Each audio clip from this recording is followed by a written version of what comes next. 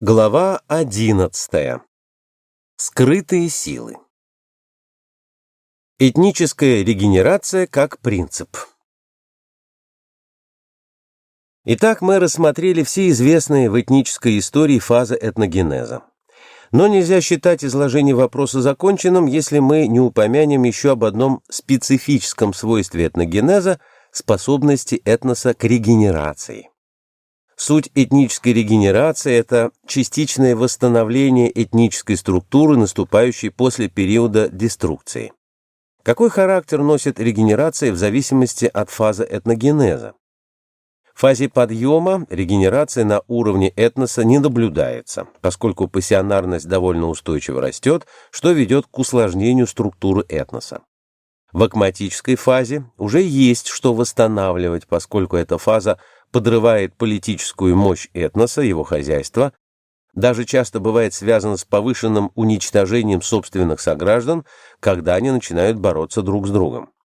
Принцип «будь самим собой» – это принцип обоюдоострый, и если один сам по себе и другой сам по себе, то они мешают друг другу, и в лучшем случае они толкают друг друга локтями, в худших – шпагами, а в еще худших пускают в ход тяжелую артиллерию. И тогда в эти критические моменты оказывается, что ради самосохранения следует восстановить старый принцип, принцип фазы подъема «будь тем, кем ты должен быть». Тогда все устанавливается, приходит на круги своя. Этнос создает социально-политическую и государственную систему, при которой он существует, и, естественно, возвращается к акматической фазе, то есть опять к взаимоистреблению, но уже некоторое время спустя, когда условия станут более благоприятными и не столь трагичными. Яркой иллюстрацией такого рода регенерации является восстановление России после смутного времени. К началу XVII столетия высокий уровень пассионарного напряжения привел к крайне сильному кризису, поставившему под сомнение сам факт существования огромной страны. Только усилиями ополчения, руководимого нижегородским купцом Мининым и обедневшим князем Пожарским, был водворен хоть какой-то порядок и провозглашен царем юный Михаил Романов, на простых санях привезенный в Москву.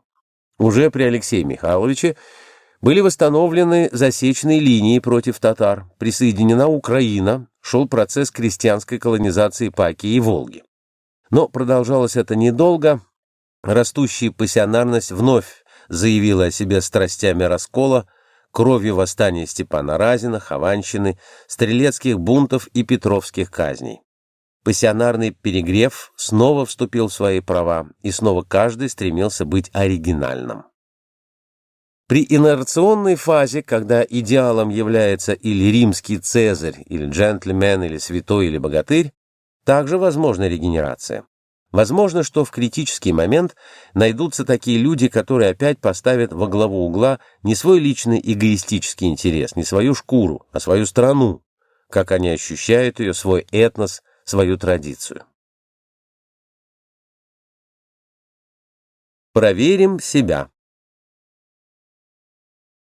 Османская Турция возникла в результате пассионарного толчка XIV века, который прошел через Русь и Литву, Малую Азию, Египет до Абиссинии. Как видите, и русские, и турки – народы сравнительно молодые. Они прожили всего по 600 лет. Турция сначала росла как тесто на дрожжах. Первые турки, которые основали могущество будущей Турецкой империи, это кучка беглецов из Средней Азии, туркменов, которые убежали от монголов и, обратившись к местным сельджукским султанам, попросили место для поселения. Иконийский султан разрешил им поселиться за своими владениями около места Бурса, на границе с Никейской империей, впоследствии Византии. Турки начали, подобно крестоносцам, священную войну, но за мусульманскую веру, и пригласили всех желающих принять в ней участие. Со всего мусульманского Востока стекались пассионарные товарищи, которые готовы были сражаться за веру ислама до тех пор, пока у них сабля не затупится и пока они не получат достаточное количество богатства и жен, потому что на Востоке это тоже считается очень большим достижением. Им выдавались на захваченных землях очень маленькие участки для сельского хозяйства, которые назывались тимар. Это не поместье, а такая усадьба, где семья обрабатывает садик сама. Но тимариот Спаги, всадник, должен был приходить к султану вооруженным, на собственном коне, с собственным оружием и служить в конном войске. Всадниками становились и черкесы, и курды, и еще не разложившиеся арабы, и в большом количестве сельджуки, и туркмены, и малоазиаты, и татары, кто угодно. Каждый, кто произносил формулу ислама, становился турком, а если он хотел служить в армии, то становился спаги, то есть воевал и не платил налоги в виде денег, потому что налог он платил своей кровью. Но пришел XIV век, когда потомки Эртагрула, Осман и особенно Урхан перенесли свои военные действия в Европу. В это время одной конницей уже было не обойтись. Нужна была пехота. Тогда они создали новое войско, новый янг, а войско чарик. Это то, что у нас называется янычары. Турки, войдя в Европу, на Балканский полуостров, стали брать у завоеванных христианских народов дань мальчиками в возрасте от 7 до 14 лет. Мальчиков обращали в ислам, очень хорошо кормили, обучали богословию, закону Аллаха, потом военному делу и делали из них пехоту. Жили они в казармах, имели котлы, из которых совместно ели очень вкусную кашу. Часть их служила в артиллерии, часть в пехоте. Это была самая лучшая в тогдашней Европе пехота, не уступавшая швейцарской, даже превосходившая ее. Атаки рыцарской европейской конницы на ряды янычар захлебывались. Персидские кызыл-баши, кызыл — красный, баш — голова. Туркмены из Азербайджана — шииты, объединенные в 1501 году шейхом Исмаилом ибн Хайдаром и завоевавшие весь Иран. Они красили бороды хной и носили красные шапки. Также не могли прорвать строй янычар. Боевое товарищество у них было изумительно тесное, несмотря на то, что эти ребята были из самых разных областей, даже из разных этносов.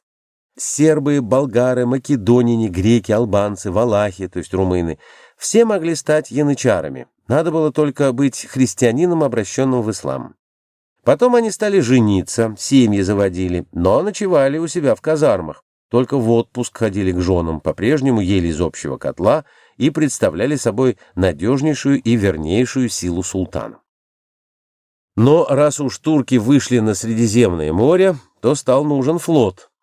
На флот набрали авантюристов, пиратов и бродяг по всему Средиземному морю. Это были и итальянцы, и греки, и берберы. Приезжали датчане, норвежцы, которые нанимались в турецкий флот, а поскольку у них не было ни фуа, ни люа, то есть ни веры, ни закона, ни чести, ни совести, то они охотно переходили в мусульманскую религию. Они вообще не имели никакой веры, и христианами были, так сказать, механически. Они образовали корсарско-пиратский флот на Средиземном море, который свирепствовал так, что Испания в ужасе дрожала, Франция еле-еле держалась, берега Италии постоянно подвергались нападениям, и плавание по Средиземному морю было делом очень сложным. До XIX века существовали эти корсарские эскадры, базировавшиеся в Тунисе, Алжире, Оране и, конечно, в портах Востока. Наиболее знамениты были два флотоводца. Один носил имя Барбаросса, рыжая борода, по-мусульмански его звали Хайреддин, а по происхождению он был грек с острова Наксос. Другой прозывался Еульдж-Али, происхождение его темное, кажется, из берберов. Его переименовали из Еульдж, то есть мародер, в Клыч, то есть меч. Вообще-то он был самый натуральный мародер, хотя и исключительно талантливый адмирал. Испанские, венецианские, имперские и папские флоты терпели поражение от этих головорезов. Вот так создался османский этнос с турецким языком в основе. Как видим, из совершенно разноплеменных субстратов. Объединяющим здесь была военная государственная судьба, политическое подданство, при внешнем признаке обязательной вере в религию ислама. Но проверить этих людей никто не мог. Они говорили, что они мусульмане, однако вино пили, водку пили, но особенно за ними никто не следил. Во время своих удачных походов они набирали огромное количество невольниц, делали их своими женами, а их дети от этих разных невольниц входили в ряды турок. Таким образом, турецкое государство из маленького княжества вокруг Бурсы превратилось в средиземноморскую державу, в совершенно новую державу, называемую Турция или на их языке Высокая Порта. Сами себя они называли не турки, а мусульмане, а турками считалось туркменское население внутренней части Малой Азии, где было 2 или даже 3 мусульманских государства. Караман в Центральной Анатолии 1256-1483 годы, Кара-Коюнлу, Черный баран, в Ираке 1380-1468 годы и Ак-Коюнлу, Белый баран, в Восточной Анатолии 1378-1508 годы. Завоеванные этими османами уже довольно поздно, в XV веке, после того, как они взяли Константинополь. Надо сказать, что настоящие турки сопротивлялись этому завоеванию со страшной силой, и когда их подчинили, то их тоже заставили служить в войске, но в качестве неполноправных, легко вооруженных вспомогательных воинов, акинджи, которых использовали для разведки, для грабежа, для рейдов по тылам, для обслуживания транспорта или земляных работ, то есть их эксплуатировали и не уважали. А те турки, которых мы называем османами, а они себя мусульманами, были совершенно особым этносом. Он прошел все фазы, о которых мы говорили, за исключением фазы обскурации. Он дошел до инерционной фазы, когда внутренняя пассионарность потомков туркменских богатырей, первоначальных борцов за веру, была растрачена. Это все было разбавлено огромным количеством европейских авантюристов, поступавших на службу к турецким султанам, тоже менявших свою религию, которой вообще-то у них и не было, становившихся турками, когда разваливалось османское хозяйство от неудачных войн с Россией. Россия была единственной страной, которая побивала турок, а австрийцев и итальянцев турки били как хотели. Турция потеряла Крым и побережье Черного моря.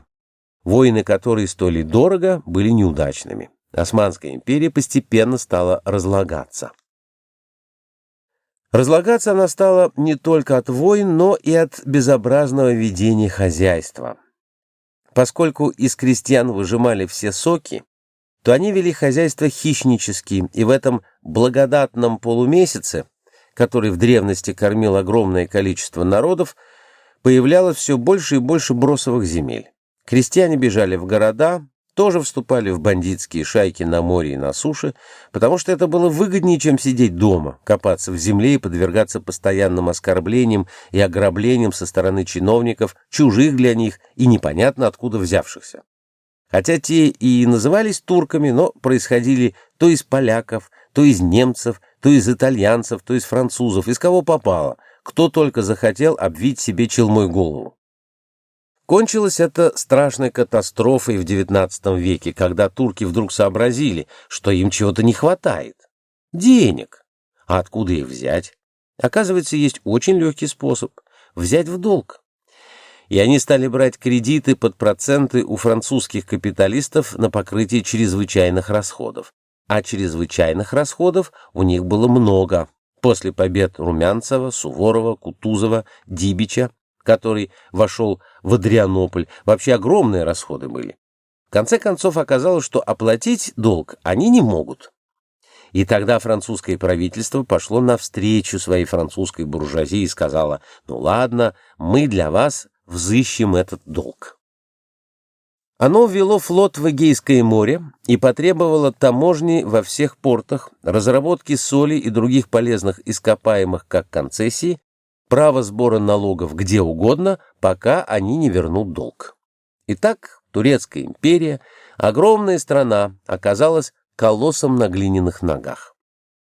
Она начала разваливаться и падать, а патриоты поехали в Париж и стали там обучаться европейской культуре и цивилизации.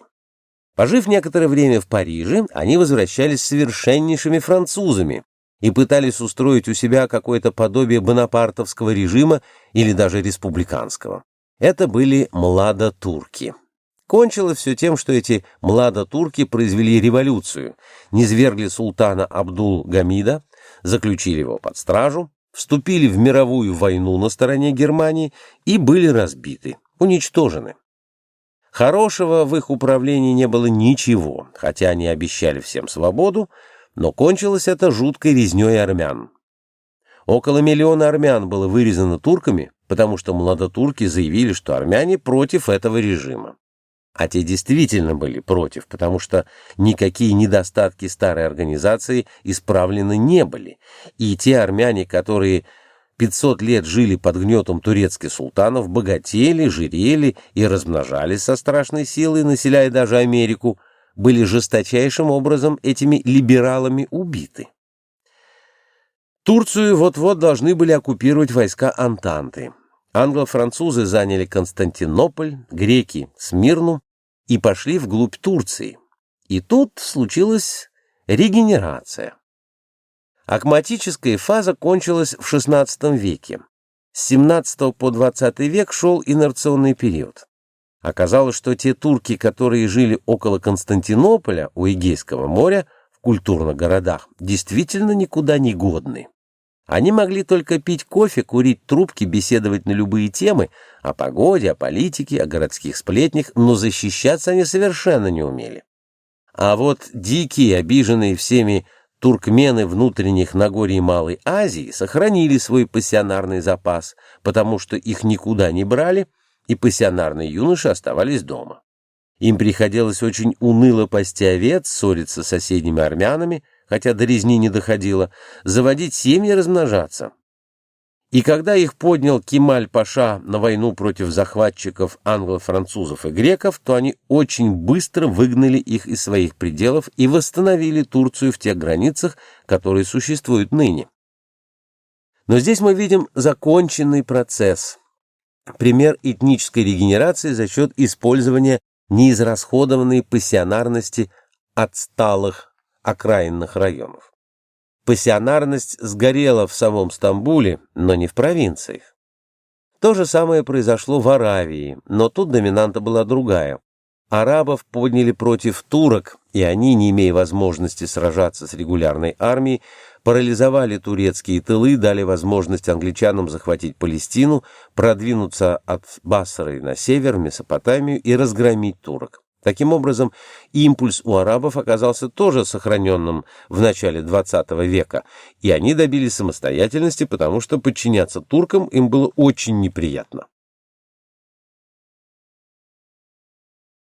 Воля к спасению. В фазе обскурации регенерация носит ограниченный характер. Это особенно заметно, когда речь идет о Византии.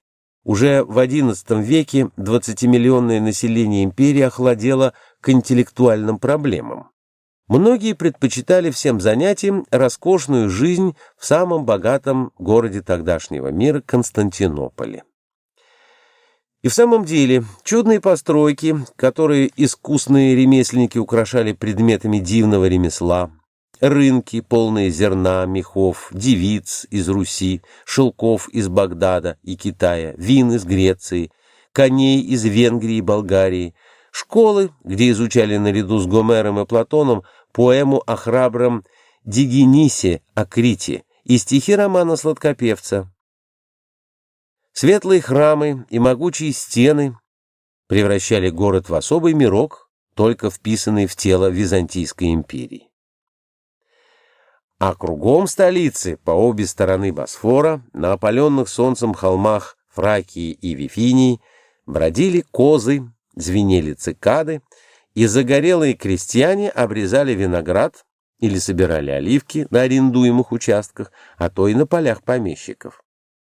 А где-то полудикие горцы Эпира, Тайгета и Тавра готовили мечи и стрелы для отражения врагов, католиков и мусульман. Роскошь столицы была не для них, им достались в жизни труд и война. Вот здесь и разгадка внезапного ослабления Византии в XI веке, поставившего ее на край гибели. Столица и провинции перестали думать, чувствовать, а значит и действовать согласно. Особенно остро это сказалось на бюрократии, которая имела тенденцию пополняться за счет исполнителей, для коих отсутствие инициативы – обязательные условия для благополучия и продвижения. В Константинополе возникла школа юристов, главой которой был Михаил Псел, весьма образованный и ловкий политик.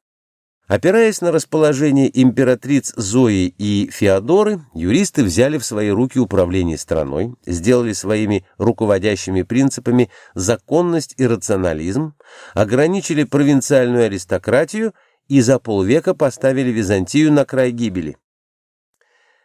Живое иррационально. Слишком жесткая система теряет пластичность и при столкновениях с внешними слоями ломается. И первыми жертвами становятся талантливые полководцы. Здесь это были Георгий Маниак. Георгий Маниак, талантливый византийский полководец, побеждавший арабов в Месопотамии в 1032 году и в Сицилии, был там оклеветан своими бездарными помощниками и отозван в столицу. Зная, что его ждет, Маниак поднял восстание в 1043 году, но в выигранной битве был убит случайной стрелой. И Роман Диоген. Роман Диоген, талантливый полководец, принадлежал к каппадокийской знати, следовательно, был противником клики синклитиков, бюрократов. В 1067 году он возглавил заговор против императрицы Евдокии, был приговорен к смертной казни, освобожден Евдокией, сослан к себе домой, возвращен из ссылки, стал мужем императрицы и императором 1 января 1068 года. В 1071 году, преданный деятелями оппозиции, Роман был разбит при Манцикерте сельджуками и попал в плен, откуда был вскоре выпущен. Дома его встретили как врага, разгромили с помощью иностранных наемников, взяли в плен и ослепили столь мучительно, что он умер в 1072 году. За это время армия была сокращена и частью заменена наемниками из варягов, англосаксов и русских. Военный бюджет урезан, крепости запущены, а страна приведена в состояние анархии. Сицилийские норманцы захватили Италию, печенеги вторглись на Балканский полуостров, сельджуки разбили византийцев при Манцикерте и покорили Малую Азию. Папа порвал отношения с патриархом, наемные войска вышли из подчинения, и остаток страны потрясали внутренние войны. Причем соперники не брезговали призывать на подмогу врагов. Греческое царство превратилось во фракийский деспотат. Спасла провинция. Богатый землевладелец Алексей Камнин законов не знал, а в делах разбирался. И защищать себя от врагов умел. Он положил конец беспорядкам в стране и спас ее население от бесчинств иноземцев, сельджуков, печенегов и сицилийских норманцев. 3 поколения камнинов Алексей, Иоанн и Мануил вернули Византии большую часть утраченных земель, за исключением Малой Азии, где обосновались сельджуки, создавшие Иконийский султанат. В Европе же после победы над венграми в 1167 году византийская граница прошла по Дунаю и Драве, включая Далмацию. Победа камнинов была достигнута путем сверхнапряжения, осуществленного путем мобилизации пассионарных резервов, еще не растраченных в провинциях. Режим камнинов – яркий пример этнической регенерации за счет использования пассионарности окраин. Так Византия на 100 лет продлила свое славное существование, но разгром византийской армии сельджуками при Мириокефале в 1176 году и огромные потери среди лучших войск были началом конца. В 1180 году умер Мануил Камнин, и его современник написал: «Кажется, будто божественной волей было решено, чтобы вместе с императором Мануилом Камнином умерло все здоровое в царстве ромеев, и чтобы с заходом этого солнца мы все были погружены в непроглядную тьму». Он был прав. Окончательный распад проходил при ангелах и закончился падением Константинополя в 1204 году. Крестоносцы с потрясающей легкостью взяли и разграбили богатый многолюдный город, население которого позволяло себя грабить и убивать. Но маленькая Никея и бесплодный гористый Эпир побеждали лучшие войска французских и итальянских рыцарей, пока не вернули себе столицу и захваченные врагами области. Вспышка патриотизма в Никейской империи оживила на время расшатавшуюся страну, но процесс этнического распада продолжался, и даже мужество Иоанна Кантакузина не смогла его остановить. Кантакузин, великий доместик, главнокомандующий византийской армией, регент при Михаиле V, 1341 год, вождь аристократической партии в гражданской войне 1341-1355 годов. С 1347 по 1354 годы император Иоанн VI, отрекшись от престола, умер монахом в 1383 году. Византийский народ исчез, растворился, деформировался задолго до того, как османы ворвались в беззащитный, вернее, не имевший воли к защите Константинополь 5 мая 1453 года. После конца. Даже тогда, когда этнос распался и перестал существовать как системная целостность, остаются либо отдельные конвиксии, либо отдельные персоны, причем последние оставляют в истории более заметный след. Так, в Константинополе, взятом турками, осталась патриархия в квартале Фонар. Обитатели этого квартала, фонариоты, долго жили, пользуясь милостью султанов, уважавших пророка Ису и мать его Мариам. Только в 1821 году, после восстания марийских греков славянского происхождения, безжалостно вырезавших мусульман, султан Махмуд II приказал повесить патриарха и уничтожил последних византийцев, живших уже без Византии. Но ведь пока они существовали, они помнили о своем прошлом величии и блеске. Пусть даже это не имело значения для истории, но этнограф должен отметить сам факт наличия осколка прошлого, а этнолог обязан это интерпретировать. А вот отдельные персоны, эмигранты, имели особые судьбы в зависимости от места, куда они попали. Во Флоренции они обучали гуманистов греческому языку и элоквенции. В Испании портреты грандов рисовал Эль Греко. В Москве учил и действовал Максим Грек и так далее. Этой инерции хватило ненадолго, но эстафета культурной традиции была передана. Таким же пережитком своего этноса был Сидоний Аполлинарий, уже ставший христианином и епископом Клермонским в 471 году. Он был очень хорошо устроен при варварских королях, но в письмах изливал невероятную горечь, возникшую от недостатка культурного общения. Никто из собеседников не мог оценить его знания в латинской филологии. Окружавшие его бородатые бургунды были либо заняты войной, либо пьяны. Наиболее обильный материал по этой фазе, который можно назвать мемориальной, имеется в фольклоре и пережиточных обрядах так называемых «отсталых племен». Замечательные произведения устного творчества имеются у алтайцев, киргизов и, вероятно, у амазонских индейцев и австралийских аборигенов, хотя языковые трудности мешают разобраться в последних случаях детально. Но это не беда. Главное то, что эти этносы отнюдь не отсталые, а чересчур передовые, то есть уже достигшие глубокой старости. По сути дела, их памятник, столь же подверженный разрушительному влиянию времени, как и их наряды, некогда прекрасно сшитые и украшенные, их деревянные дома, называвшиеся хоромами, их бронзовое оружие, окислившееся и рассыпающееся при прикосновении. Но это еще не конец, ибо воспоминания тоже сила.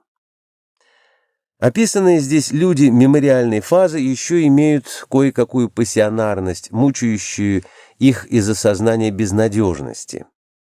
А их ближайшее окружение не способно даже на отчаяние. Им уже ничего не надо, кроме насыщения и тепла от очага. У них идеалы, то есть прогнозы, заменены рефлексами. Они не могут и, хуже того, не хотят бороться за жизнь, вследствие чего длительность этой фазы очень мала. Их подстерегает вымирание при любых изменениях окружающей среды. А так как она изменяется постоянно, то неуклонное однонаправленное развитие, будь оно возможно, привело бы вид Homo sapiens к депопуляции. Но поскольку этого не происходит, то следует заключить, что пассионарные толчки происходят чаще, чем финальные фазы этногенезов. Новый пассионарный взрыв, мутация или негентропийный импульс начинает очередной процесс этногенеза прежде, чем успеет иссякнуть инерции прежнего. Вот благодаря чему человечество еще населяет планету Земля, которая для людей не рай, но и не ад, а поприще для свершений как великих, так и малых. Так было в прошлом, предстоит в будущем, во всех регионах земной поверхности. Коль скоро так, а это действительно так, то можно свести все фазы этногенеза с учетом времени и места, эпохи и региона на одну таблицу, каковую мы и сделали для северного полушария Старого Света. Смотрите таблицу номер 3 в прилагаемом на диске графическом файле.